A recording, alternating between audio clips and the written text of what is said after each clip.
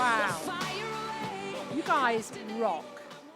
It's the energy in the room. I'm sat at the back with Emma, and it's just tangible. So thank you, thank you, thank you. In my office in New Zealand, where I see clients face-to-face, which is actually only 10% of clients these days, most of them are on Zoom, I have a piece of artwork on the wall. And inside the artwork, if the client looks closely, it says, "You are so much more than you ever think you are." We've heard that theme today, haven't we? Over and over and over again. But let me give you a neurological example of what that means. Inside your brain, right now, you have 100 billion neurons. Now, I'm not great with numbers, so when I read that, I kind of went, what does that mean? Let me give you an example. If we were to count one neuron and take 1 second to count one neuron, it would take 3,175 years to count the neurons in your amazing brain. You are so much more than you think you are. And so the question is, do you believe that? Do you believe that to be true? And just recently, well, it was September actually, had the very, very fortunate experience of hearing Michelle Obama, yay, and Billie Jean King speak in Boston. And what they were empowering women to do was to step out, because this is it, this is our time. And two numbers were floated around. 2% of females in the US sit on a board. 2% of board members are female. In New Zealand, I did my own research, it's 9%. So what Billie Keane and Michelle Obama were encouraging us to do, that rings a bell, encouraging us to do was to step out with our skill set. And what Billie Jean King was saying was, you girls, get the skills you need. Michelle was saying, you girls, skill up, get your PhDs, get on those boards. I disagree. It's not about skill sets. It's about belief. That's the key. And the first time I ever experienced this was watching this little video, and it's only 2 weeks ago. This is hot off the press. You might have seen it go viral.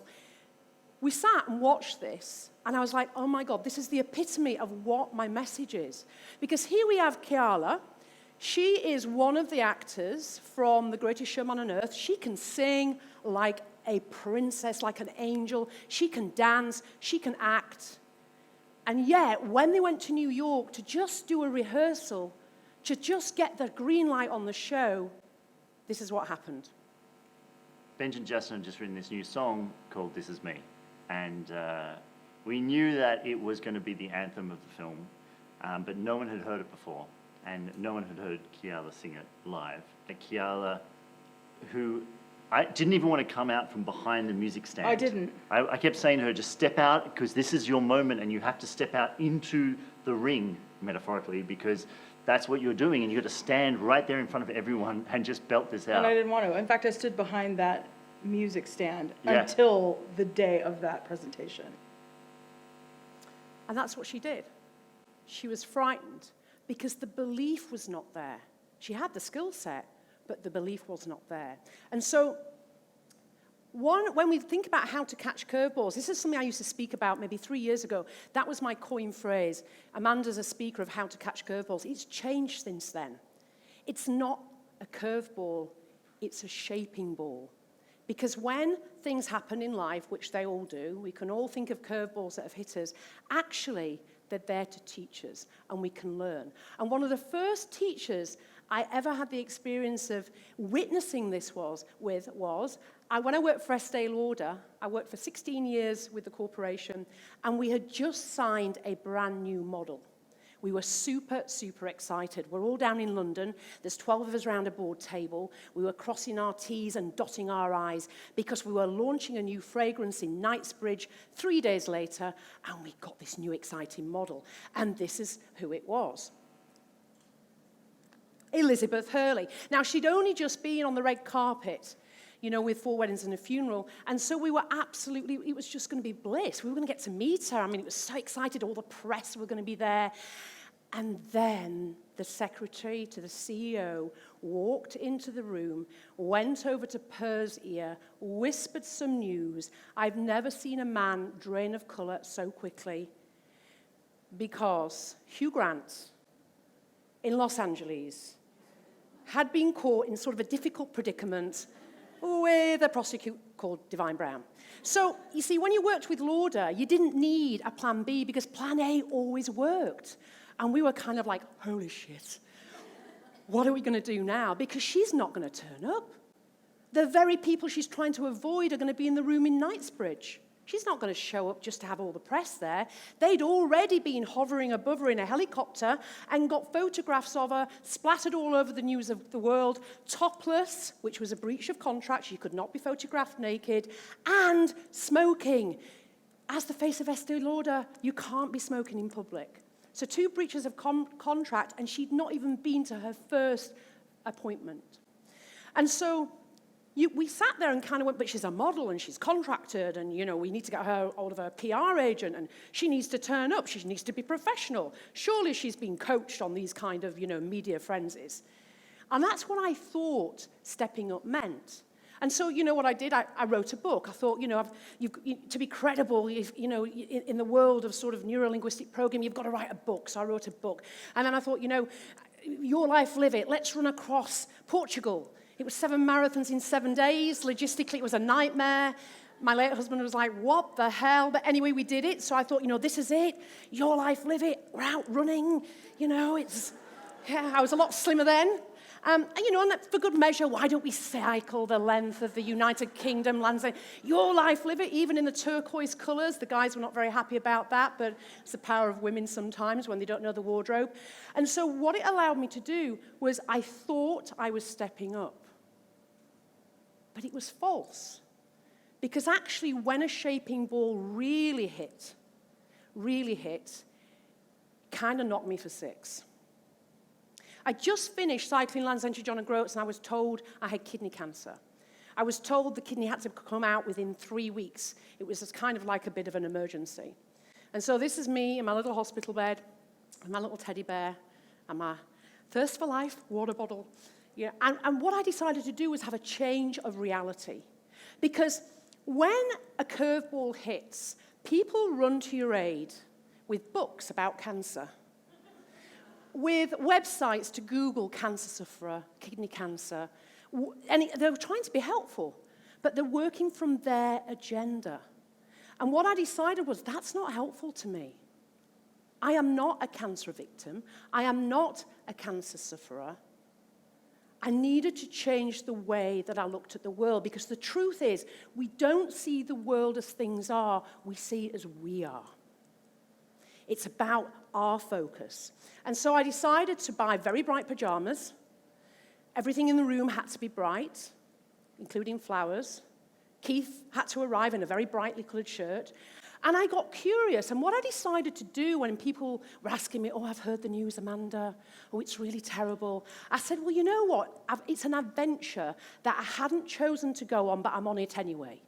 So I'm looking at it through curious eyes. I'm looking at it like a child. And so when my anaesthetist came the morning of surgery, I said, don't put me to sleep yet, please, because I've never seen an operating theatre. And she kind of looked at me as though, she said, has anybody given you anything already? I'm like, no, not at all. But I asked, could I go and meet the crew? I was delighted to hear they were going to listen to Jackson 5 as they operated on me, and astounded how small the table was.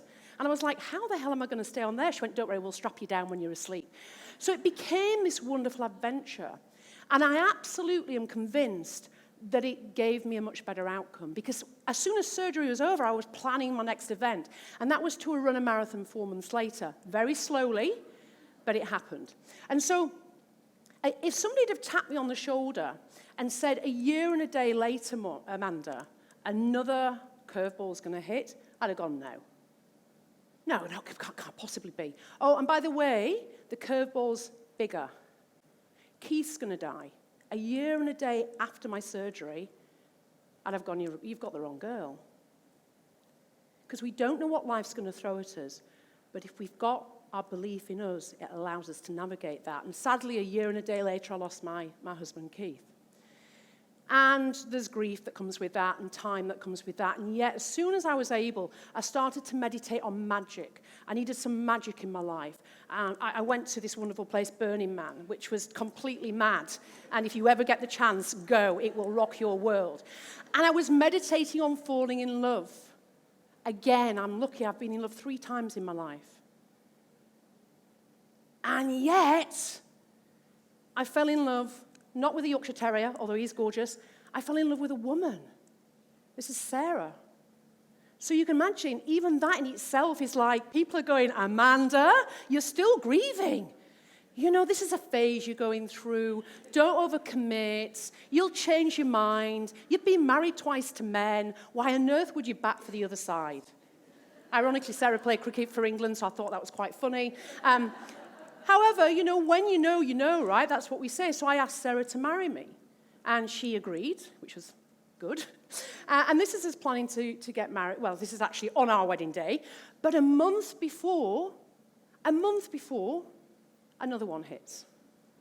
This is Sarah and a beautiful mum, my mother-in-law, on Doreen's 60th birthday.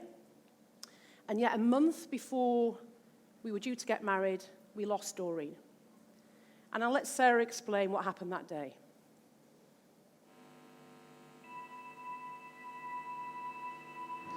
So on June 5th, 2016, my beautiful mum was diving, doing her most favourite thing, diving, and she was tragically attacked and killed by a great white shark.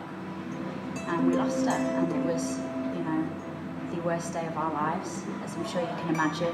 What do you do when you've gone through a horrendous situation?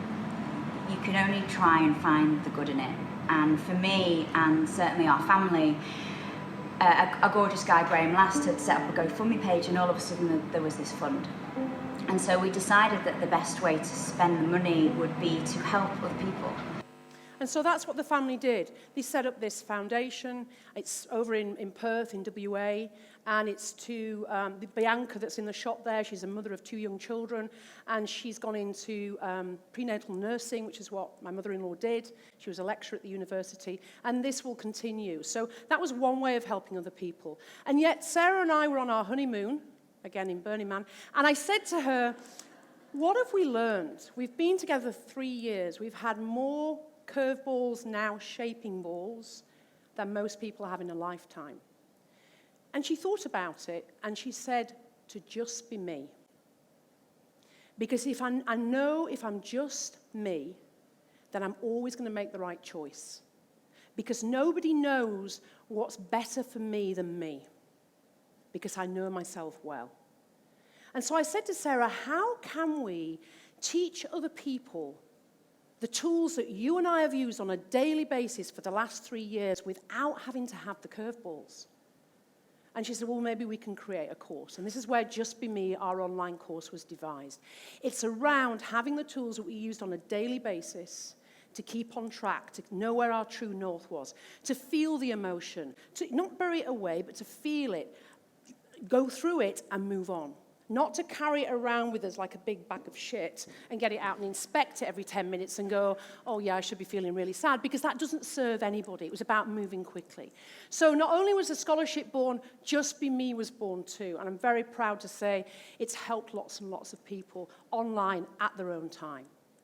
So that's one, great thing. So do you believe? Do you believe in you?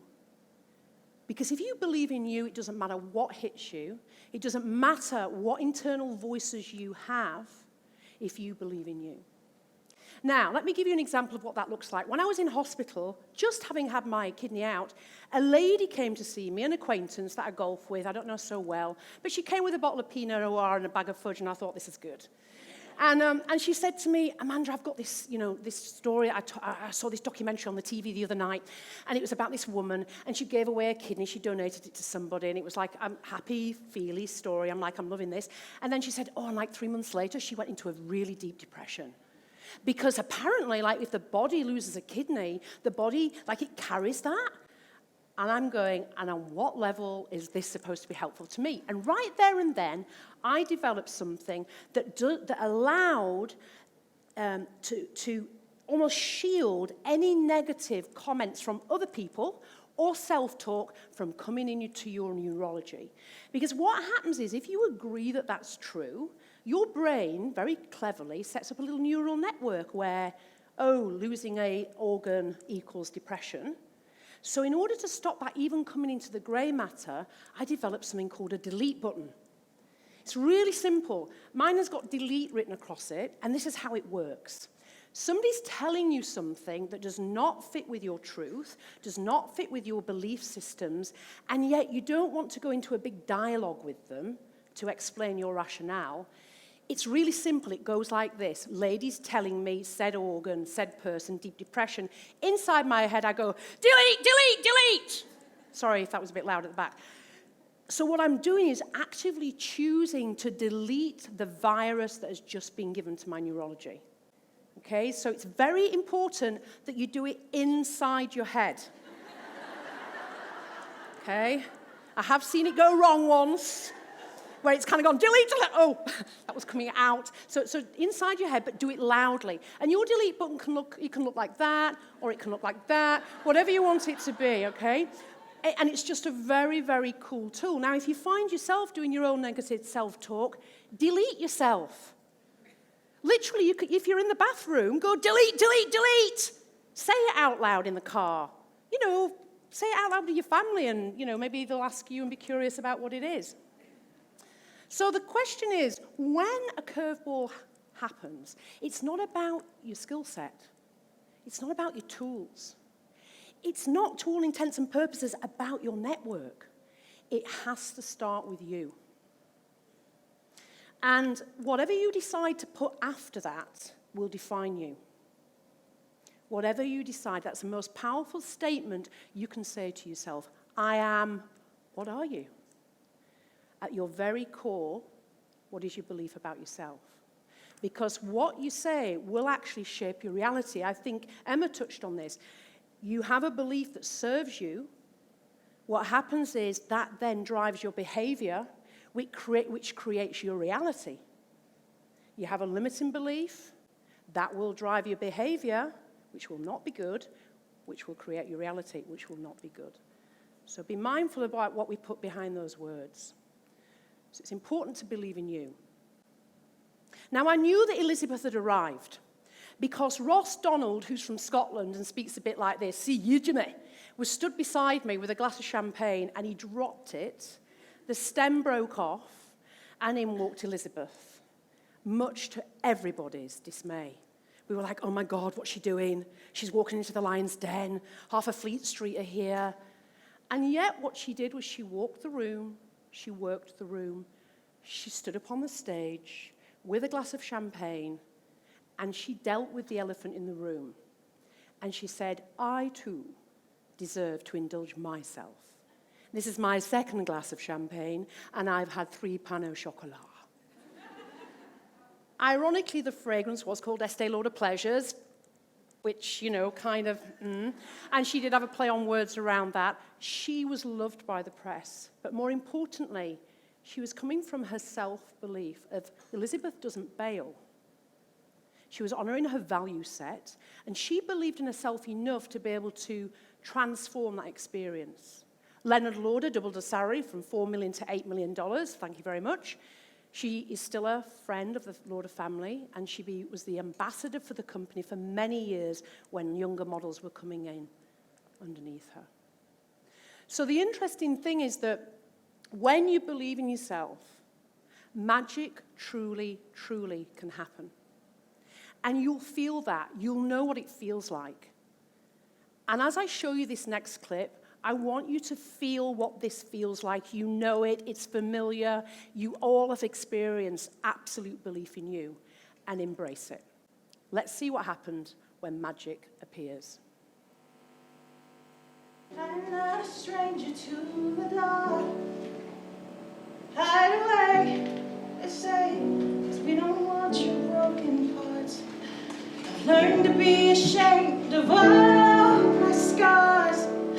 Run away, they say, no one will love you as you are. But I won't let them break me down, because I know that there's a place